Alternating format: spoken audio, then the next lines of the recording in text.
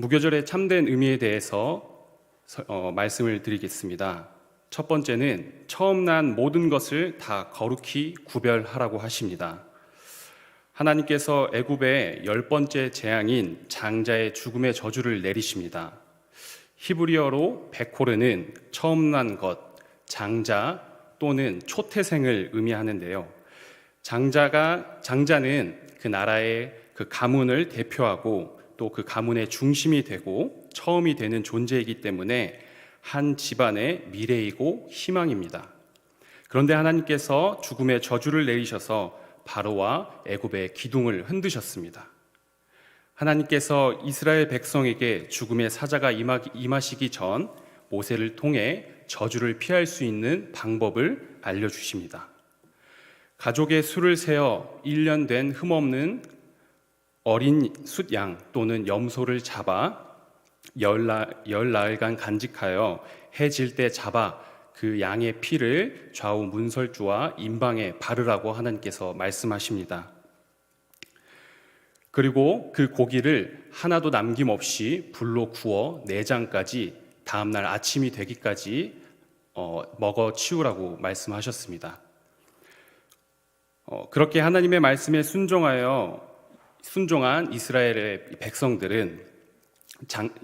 백성들의 장자는 구원을 받았고 그 은혜로 이스라엘의 모든 초태생은 하나님의 소유가 되었습니다. 말씀에 하나님께서 이스라엘 백성들에게 처음 난 것을 거룩히 구별하라고 하십니다. 2절에 보시면 하나님께서 2절에서 처음 난 그 모든 것들을 하나님께 거룩하게 구별되게 돌리라고 하십니다. 하나님께 첫 것을 거룩히 돌리고 구별하여 하나님께 드리는 이 행위는 죽음의 저주에서 구원하신 하나님의 은혜에 감사함으로 하나님을 향한 순종과 모든 만물의 주인은 하나님임을 인정하고 고백하는 마음의 행위입니다. 처음 것을 드린다는 것은 그 이후에도 있을 모든 소산 또 재산도 다 하나님의 것임을 고백하는 행위와 같습니다.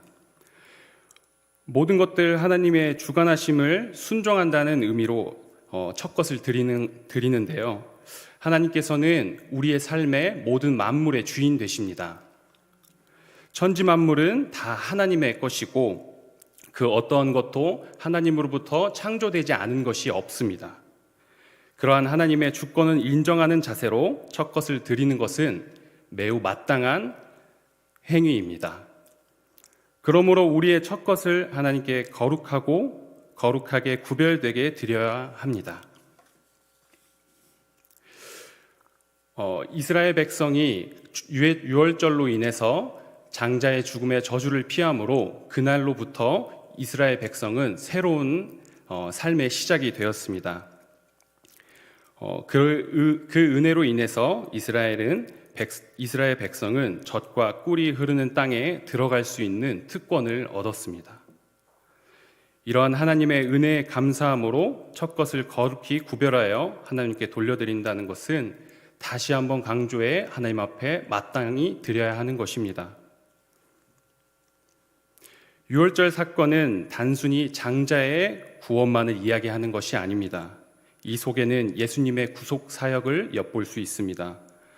어린 양의 12장 5절에 보면은 어린 양의 피를 가지고 어린 양을 제물로 삼으라고 이야기를 하셨는데 여기에 나오는 어린 양의 피는 예수 그리스도의 피를 의미합니다.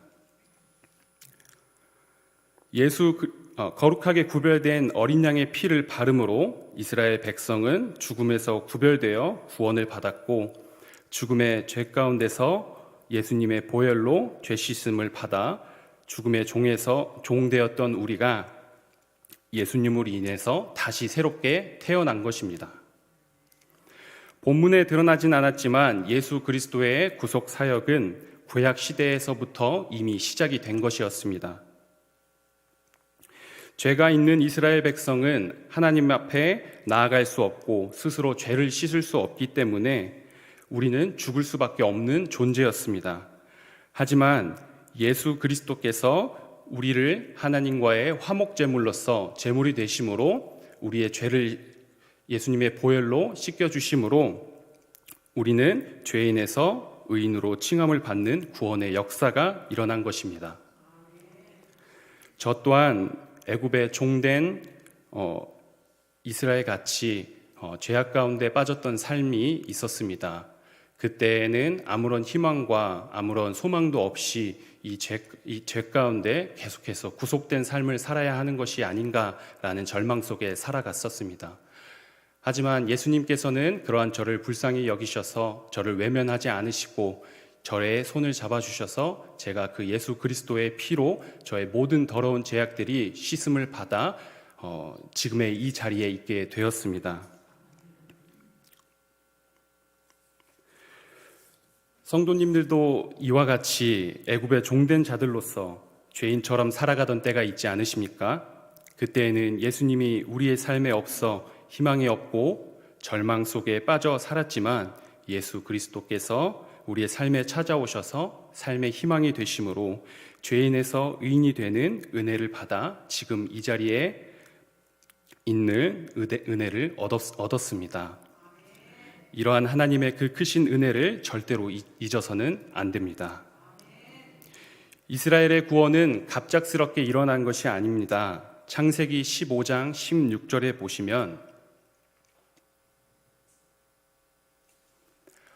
내 자손은 시대 4대 만에 이 땅으로 돌아오리니 이는 아모리 족속의 죄악이 아직 가득 차지 아니함이니라 하시더니 아멘. 하나님께서는 이미 아브라함에게 언약의 말씀으로 이스라엘 백성을 젖과 꿀이 흐르는 가나안 땅으로 인도하시겠다는 약속을 하셨습니다. 하나님께서는 그 언약의 약속을 이루기 위해 애굽을 치셨고 죽음에 있던 이스라엘 백성을 애굽에서 빼내어 약속의 땅으로 그들을 인도한 것입니다. 아브라함 시대에 아직 존재하지도 않았던 이스라엘 백성을 위해 축복을 계획하신 하나님께서는 이미 우리를 태에서부터 아신 것처럼 우리에게 복을 주시려고 준비하신 것입니다. 성도님들, 하나님께서 우리가 태어나시기 전부터 우리를 알고 계셨고 하나님께서는 우리가 태어나기 전부터 이미 우리를 알고 계셨고 우리는 구별된 자로서 하나님의 은혜와 특권을 받은 자들임을 기억하셔야 합니다. 그런데 아무리 첫것이라고 하더라도 하나님께서는 아무거나 받지 않으십니다. 2절에 다시 보시면 거룩히 구별하여 하나님께 드리라고 하셨습니다. 이것은 그 제물에 어떠한 흠과 죄도 있어서는 안 된다는 말씀을 하신 것입니다. 구약 시대에 하나님 앞에 제사를 드리는데 필요한 제물이 있습니다. 근데 하나님 앞에 드려진 그 제물에는 조건이 필요한데요. 그 조건은 거룩하고 구별된 흠없는 숫소와 또는 양과 염소를 하나님 앞에 드리는 것입니다. 어떠한 흠집도 죄도 있어서는 안 됩니다. 하나님께서는 거룩하시기 때문에 하나님의 거룩하심에는 어떠한 흠과 죄도 없기 때문입니다. 만약 죄가 있는 자가 하나님과 함께 한다면 그 죄 있는 자는 바로 즉시 죽게 될 것입니다. 왜냐하면 하나님께서는 너무나도 거룩하신 분이기 때문에 하나님의 그 거룩하심과 죄는 함께 공존할 수 없습니다. 이러한 하나님의 위험성 있는 그 거룩하심이 어쩌면 우리의 마음 가운데 죄가 있으면 오늘날 우리도 하나님과 함께 할 수 없을 것입니다. 이스라엘이 하나님께 드린 첫 것과 같이 우리 성도님들도 우리의 삶이 이스라엘이 드린 그 첫 것처럼 우리의 삶이 드려지고 또 거룩하게 구별된 제물로서 산 제사로 하나님 앞에 드려져야 합니다. 두 번째는 이레 동안 무교병을 먹으라고 하십니다. 6절에 이레 동안 무교병을 먹고 일곱째 날에 여호와의 절기를 지키라고 말씀하십니다. 이 말의 뜻은 우리의 삶에서 죄악을 끊어내고 거룩한 성도가 되라고 말씀하시는 것입니다. 앞에 윗절에 보시면 4절에 보면 아비벌 이날에 너희가 낳았다고 말씀하십니다. 아비벌은 현대의 달력으로 3월과 4월을 얘기하지만 그 당시에는 1월을 뜻합니다. 그 해의 첫 해를 시작하는데 이스라엘 백성은 유월절을 통해 죽음에서 새롭게 태어났다는 것을 의미하는 것입니다. 죄에서 씻겨 거룩한 하나님의 백성으로서의 새 삶을 시작하는 의미이기도 합니다. 그러므로 하나님께서는 누룩 없는 무교병으로 거룩함을 지키고 유월절의 은혜를 계속해서 기억하고 몸에 새기라고 말씀하십니다. 그리고 자신의 삶에 죄악을 끊어내고 거룩한 삶을 살라고 계속해서 말씀하십니다. 성경에 나오는 누룩은 오늘날의 이스트, 그러니까 효모라고 합니다. 그것은 빵에 들어가는 재료 중에 하나인데 빵이 맛있게 부풀어 오를 수 있게 사용하는 재료라고 생각하시면 되겠습니다. 이것은 빵을 만드는 데 있어서 아주 필수 재료입니다. 만약에 이 누룩, 이스트가 없다면 빵이 부풀지 않고 딱딱한 빵으로 우리가 먹는데 맛이 없는 빵이 될 것입니다. 말씀에서는 누룩을 세상을 뜻합니다. 하나님께서 말씀하신 그 누룩 없는 무교병을 먹으라고 말씀하신 것은 우리의 삶에 그 어떠한 죄악도 있어서는 안 되고 그 죄악이 있다면 그 모든 것들을 끊어내라고 말씀하시는 것입니다. 우리 삶에 있어서 누룩 없는 삶을 살기 위해는 뼈를 깎는 노력을 해야 합니다. 하지만 누룩이 없는 식빵은 맛이 없는 식빵인 것처럼 우리가 세상을 살아가는데 죄악 가운데 벗어나지 않으면 이제는 즐거움과 재미를 찾지 못하는 세상이 돼버렸습니다.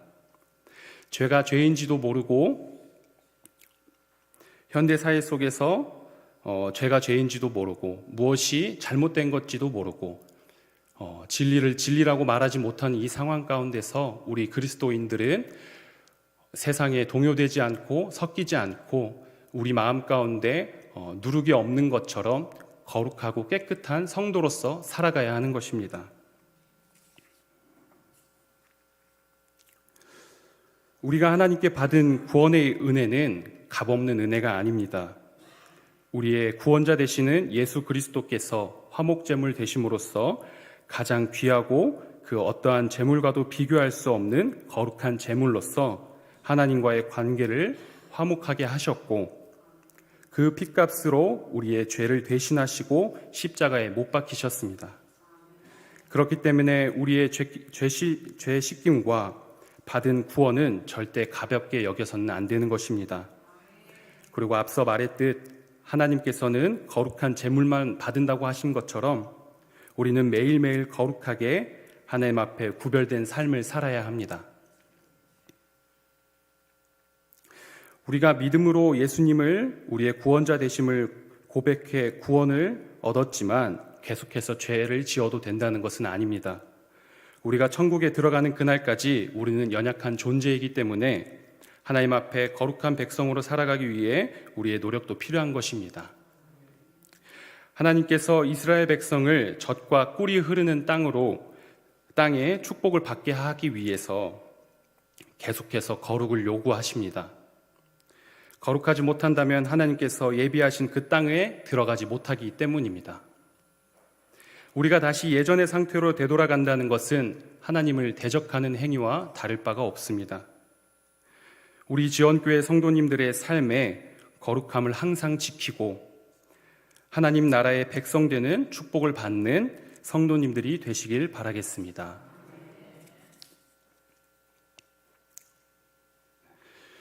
세 번째로는 미간의 표를 삼아 율법이 입에 있게 하라고 말씀하셨습니다. 이것은 우리의 삶에 하나님의 구원을 잊지 않고 우리가 받은 그 구원의 은혜를 나의 자녀들과 다음 세대에게 전하라고 하시는 말씀입니다.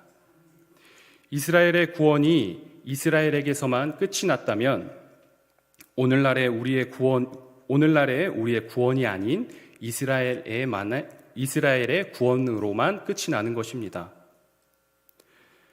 2000년이 훌쩍 넘은 구속의 사건이 지금 오늘날 이어져 온 것은 우리의 믿음의 조상들이 하나님께 받은 그 은혜를 계속해서 삶을 통해 지켜내고 자녀들에게 또는 다음 세대들에게 전수하고 가르쳤기 때문입니다.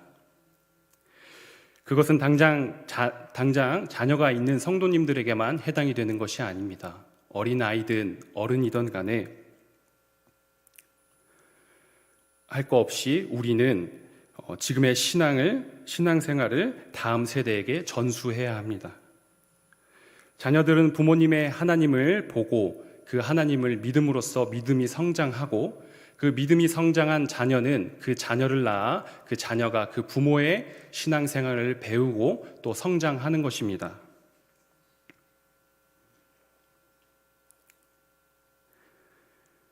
이것을 소홀하게 하셔서는 안 됩니다. 하나님의 구원은 목적을 가지고 있고 하나님의 구원은 한 곳에만 머무는 구원이 아닙니다. 하나님의 구원은 또 전설 속의 이야기도 아닙니다. 오늘날 우리에게 동일한 구원이고 이전의 하나님도 오늘날 하나님도 앞으로의 그 하나님도 여전히 동일하게 살아계신 우리의 하나님이십니다. 그러한 하나님의 그 구원을 우리의 삶에, 우리의 가슴 가운데 감춰두고 멈춰두는 것이 아니라 그 구원의 그 큰 은혜를 가지고 나의 자녀들에게 또 다음 세대에게 전해야 하는 것입니다. 그리고 더 앞으로 나아가 믿지 않는 이방 종족들에게 또는 우리의 지원동에 있는 모든 사람들에게 그런 하나님의 크신 구원과 은혜와 그 복음을 전해야 하는 것입니다. 이스라엘의 복음이 오늘날의 복음이 되기까지 수많은 시련과 고통이 있었습니다. 하지만 그 하나님의 구원과 복음이 이어질 수 있었던 것은 앞에도 얘기했듯이 믿음의 조상들의 수많은 희생이 있었기 때문입니다. 그러한 믿음의 사명을 지키고자 했던 그 조상들의 그 하나님을 사랑하는 그 마음이 오늘날에 우리가 이 자리에 있게 하는 은혜가 있었습니다. 그렇기 때문에 더욱더 우리가 힘을 써서 오늘날의 구원이 아닌 또 그 다음 세대, 그 먼 날의 구원까지 이루어질 수 있게 우리의 자녀들에게, 다음 세대에게 이어질 수 있는 구원이 될 수 있는 힘을 더욱더 하나님 앞에 구하셔야 하는 것입니다. 우리가 믿음의 1세대로서 혹은 여러 3세대, 2세대로서 살아가는 성도님들이 계실 것입니다. 아무리 우리가 깊은 믿음의 세대가 있다고 한들 우리의 삶이 그 다음 세대에게 모범이 되지 않는다면, 모범이 되지 않는데 예수님을 믿으라고 한다면 어떻게 신뢰를 하겠습니까? 우리의 삶이 계속해서 하나님 앞에 거룩한 삶으로 또 거룩하게 구별된 삶으로서 드려짐으로 우리의 삶에서 하나님을 전도하고 또 예수님의 복음을 전파할 수 있어야 하는 것입니다. 그렇기 때문에 미간의 표를 삼아 율법을 우리 입에 있게 하는 것처럼 우리의 삶에 지속적으로 계속해서 그러한 하나님의 은혜를 구하셔야 하고 우리의 삶으로서 열심을 다해야 하는 것입니다. 그리고 하나님의 말씀을 우리의 삶에 계속해서 묵상하는 삶을 살아야 합니다. 하나님의 말씀은 우리의 삶의 등불입니다. 우리가 신앙생활을 하다 길을 잃었을 때 그 길을 인도해 주시는 우리의 안내판 같은 것입니다. 그러한 하나님의 말씀을 매 순간 쉬지 않고 암송해 우리의 삶 가운데 말씀이 끊임없이 새겨지게 해야 합니다. 하나님의 백성에게 말씀이 없는 삶이란 눈먼 삶과 다름이 없습니다. 죄인이었던 예전과 다르게 구원받은 지금의 우리의 삶은 우리의 것이 아닙니다. 우리의 삶이 하나님께 구원받은 이후에는 구원받기 전의 모습으로는 돌아가서는 안 됩니다.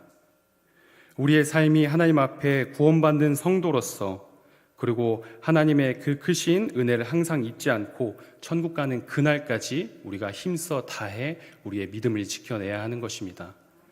우리가 믿음을 지켜내는 것은 우리의 힘으로 하는 것이 아닙니다. 예수 그리스도께서 우리를 천국 가는 그날까지 우리의 믿음과 우리의 신앙을 유지할 수 있게 항상 우리를 위해 중보하십니다. 그리고 성령 하나님께서 우리의 마음 가운데 그 뜨거움을 계속해서 유지하게 하시고, 우리가 지쳐 쓰러질 때에도 성령 하나님께서 우리를 인도하셔서 우리가 더욱더 이 교회에 나와 또 복음을 전하기 위해 힘쓸 수 있게 계속해서 힘을 주십니다. 우리가 더욱더, 우리 성도님들이 더욱더 그 하나님의 크신 은혜를 잊어서는 안 되는 것이, 우리가 어떠한 누군가에게 감사의 선물을 받았을 때 그 감사를 계속해서 생각하지 않으시면은 어느 순간 잊어버리고 그분이 나에게 주었던 선물이나 좋은 일들이 까먹어지지 않습니까? 그렇게 되는 이유는 그분의 그 감사의 마음을 그저 그 날에만 감사하는 마음으로 그치고 그 후로는 그 감사하는 마음을 생각하지 않았기 때문에 그분이 주신 그 감사의 마음이 가볍게 여겨졌던 것입니다. 이와 같이 우리의 삶 가운데 하나님이 주신 그 큰 구원의 은혜를 죽는 그날까지, 우리가 천국 가는 그날까지 계속해서 우리의 마음 가운데 곡씹고 되새김질을 하시면서 천국 가는 그날까지 유지할 수 있는 그런 신앙을 갖는 우리 지원교회 성도님들이 되시길 바라겠습니다. 말씀을 마무리하겠습니다. 오늘 우리에게 주신 이 말씀을 통해서 하나님께서는 우리 이스라엘 백성 또 지원교회 성도님들에게 첫 것을 거룩히 구별하여 하나님께 돌려드리라고 하였습니다. 앞서 말했듯이 첫 것을 드린다는 것은 우리의 있는 모든 소산과 재산, 그 모든 것들이 다 하나님의 소유이고 그 재산들이 다 하나님의 것임을 고백하는 행위라고 하였습니다. 그리고 거룩히 구별되어야 한다고 말씀드린 것처럼 우리의 삶이 정말로 죄악 없이 거룩히 구별된 성도로서의 삶을 꾸준히 살아가셔야 하는 것입니다. 누룩 없는 삶을 살라고 하신 것처럼 우리의 삶 가운데 더러운 죄악을 끊어내고 그 죄악들을 끊어냄으로써 거룩한 성도가 되는 것을 힘써야 하는 것입니다. 그리고 미간에 표를 삼아 또 율법을 내 입에 있게 하라 하신 것처럼 오늘날 우리가 받은 이 구원을 우리에게서 끝나는 것이 아니라 다음 세대를 위해 우리 스스로가 하나님 앞에 열심을 다해 먼저 다음 세대에 모범을 보이고 그 하나님의 복음을 전할 수 있는 성도가 돼야 하는 것입니다. 우리 성도님들께서 오늘 하나님께 주신 이 말씀처럼 더욱더 거룩히 구별된 성도로서의 삶을 살아가는데 끊임없이 노력하며 나아가는 성도님들이 되시길 바라겠습니다.